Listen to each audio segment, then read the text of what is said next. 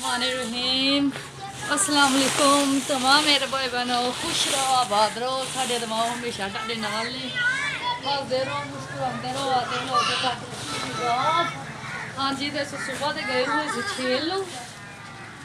है ना, रेड़ा एक ना छेल का किया क्यों सुबह की जी ना किन भी लगी हुई है, थोड़ी थोड़ी बारिश है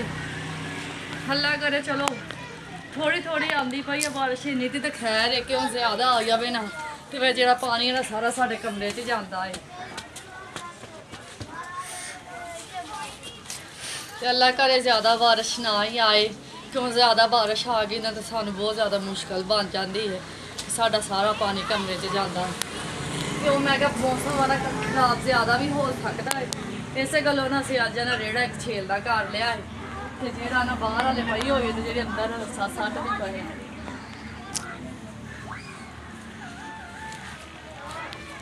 वगैरह ना रेडी चला लाइए माल जेड़ा है ना सुबह का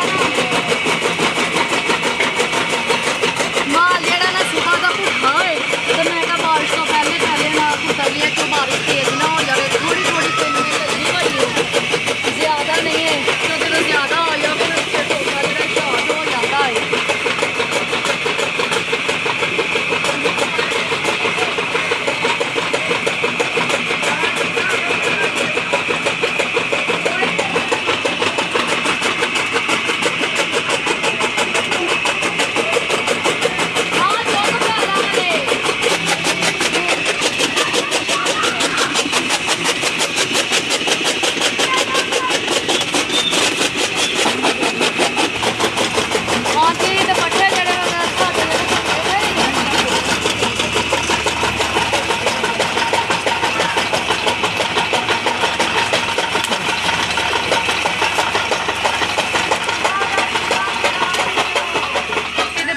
साढ़े कुतरीज गए ने, अल्लाह का शुक्र हो गया बारिश तो पहले पहले जेडे ना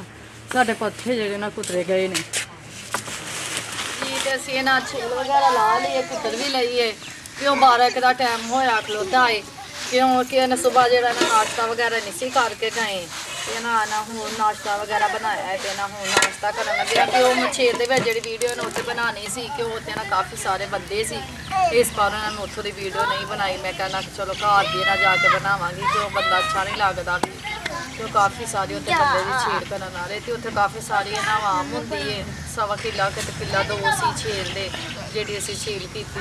कोई रेड़ी अज की कुछ कल करांगे।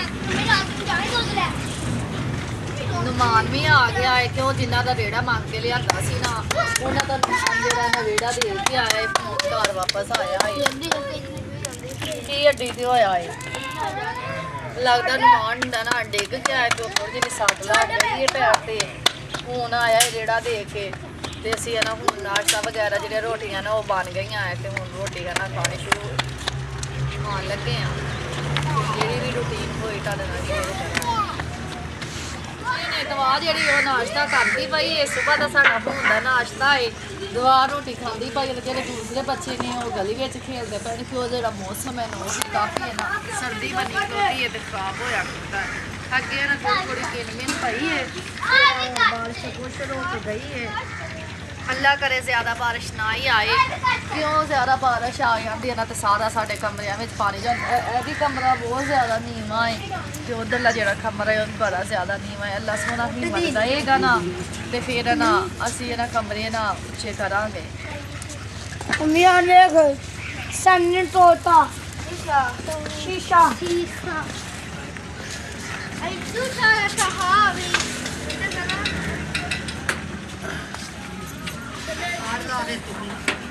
हाँ जी तो यह ना जो साडा कमरा है क्यों जो ना बारिश आवे ना सामने जम होंदी है सारा पानी ना कमरे दे विच जांदा है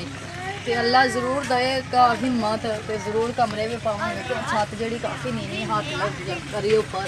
तो हाथ लगता है छत है छपरी है मौसम खराब होया खलोता है